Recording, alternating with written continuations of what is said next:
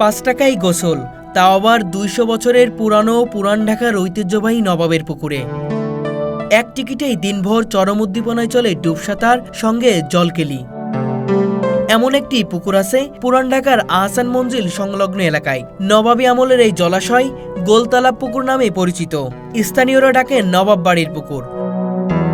প্রখর রোদে পুড়ছে চারপাশ, কাঠফাটা রোদে যখন জনজীবন দুর্বিষহ, তখন এই পুকুর দিচ্ছে সামান্য স্বস্তি।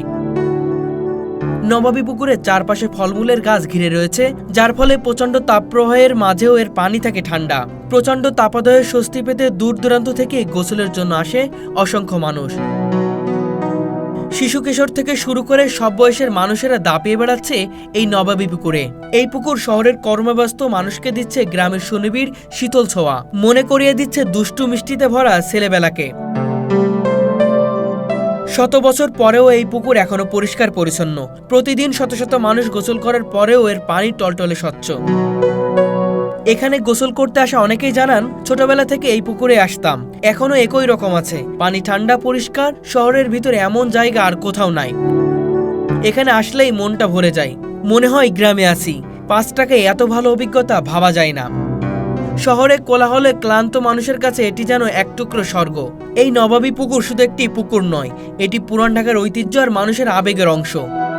নবাবদের স্মৃতি বিজড়িত এই পুকুরটি আজও প্রাণ যোগায় হাজারো নগরবাসীকে। শহরের গা জ্বালানো গরমে যখন খুঁজছেন একটু স্বস্তি, তখন মাত্র 5 টাকায় নবাবের বাড়ির পুকুরে হতে পারে আপনার পরবর্তী গন্তব্য।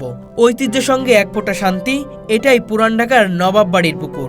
এত গরমের ভিতরে 40 ডিগ্রি প্লাস তাপমাত্রা রেগুলারলি, এটার মধ্যে ধরেন একটা পুকুর ঢাকা শহরের মধ্যে অ্যাভেলেবেল থাকে না, তার মধ্যে একটা পাইছি। এটা আবার আপনার পরিচর্যা করা হয় নিয়মিত, যা দেখে বোঝা যায়, তাতে একটা ভালো ধরনের একটা ফিলিংস আসে। গরমের ভিতরে গোসল করে একটা ভালোই লাগতেছে। অনেক গরম তো হঠাৎ আমার বন্ধু বললো এখানে পুকুর আছে, তাই গোসল করতেছে। গোসল করে তো অনেক গরমের ভিতরে ভালোই লাগতেছে এখন, কারণ নদীতে যে পচা পানি, ওইখান তো গোসল করা যায় না। নবাবরা এটা করে গেছেন, তাদের কাছে কৃতজ্ঞ আমরা। এত সুন্দর একটা পরিবেশে, এই যে গাছের নিচে একটা সুন্দর একটা পরিবেশের মধ্যে আমরা গোসল করতে পারছি, আমাদের শান্তির বার্তা বয়ে আনছে। এটা আসলে খুবই সুখকর। এখন এনে মোটামুটি ভালোই গোসল করতে, খোলামেলার সাথে মাঝে মাঝে আসি। দুপুরবেলা যখন আমরা গোসল করতে যাচ্ছি, টেপের পানি প্রচণ্ড গরম, যেখানে আমরা গোসল করাচ্ছে মানে পানি ঢাললে মানে কি যেন একটা মানে উষ্ণতা যে কী জিনিস, এর তাপদাহ এবং এই যে টেপের পানি, এটা একটা মানে একটা বিচ্ছিন্ন অবস্থা। তাই আমরা জানতে পারছি যে নবাবের একটা পুকুর আছে, সেখানে একটা শীতল পানি আছে।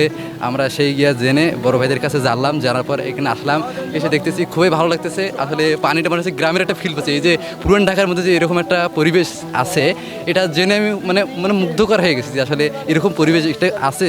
কয়েকদিন থেকে তীব্র তাপদাহে জীবন অতিষ্ঠ। আর আমরা যে ফ্ল্যাটে থাকি কিংবা ট্যাপের পানিতে গোসল করি, অনেক সময় দেখা যায় যে ট্যাপের পানিও গরম।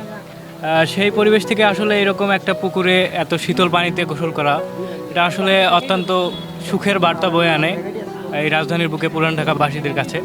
নবাব মানেই তো একটা আভিজাত্য বয়ে আনে, আসলে কথাটার মধ্যেই একটা অভিজাত একটা ভাব আছে। জানতে পারলাম যে নবাবদের প্রতিষ্ঠিত একটা পুকুর আছে, এবং সেই ইচ্ছা থেকে গোসল করতে আসলাম। সেই সঙ্গে এই গরমের মাঝে শীতল পানিতে একটু শান্তির যে পরিবেশ পেলাম, এটাও খুবই ভালো লাগছে। এটা গোসল করে প্রায় 15 বছর হবে এখানে গোসল করতেছে। প্রথম ছিল 2 টাকা, তারপরে 3 টাকা, তারপরে 5 টাকা। আমরা টাকার প্রয়োজন নেই আমাদের, আল্লাহর রহমতে যে টাকা আছে ওটা দিয়ে আমাদের 6 জন স্টাফ আছে আর 2 জন গার্ড আছে, এটা দিয়ে হয়ে যায়। আর মাছের টাকা যেটা আছে, মাছ নিজের পয়সা দিয়ে ছাড়ি, আবার ওটা মেকআপ করে দিই। আমাদের তো ভালো, আমরা স্বেচ্ছাশ্রম দিতেছি, আমাদের তো ভালো লাগবেই। এই সুন্দর বাতাস, তারপরে অক্সিজেন পেতেছে সবাই, এটা আমাদের জন্য গর্বের বিষয়। এই পুকুরটা নবাবদের ছিল, নওশাদ সলিমুল্লাহ। তারপরে এটা ভাগাভাগি হতে এটা হয়ে পড়ছে আবদুল্লাহ ওয়েলফেয়ার ট্রাস্টের আন্ডারে, এটা ওদের ভাগে পড়ছে। তারপরে আমার ছিল একটা হাতির ঝিল, এটাও আমাদের ছিল। এটা সরকারে এখন একটা পার্ক করছে, এসব চলতেছে।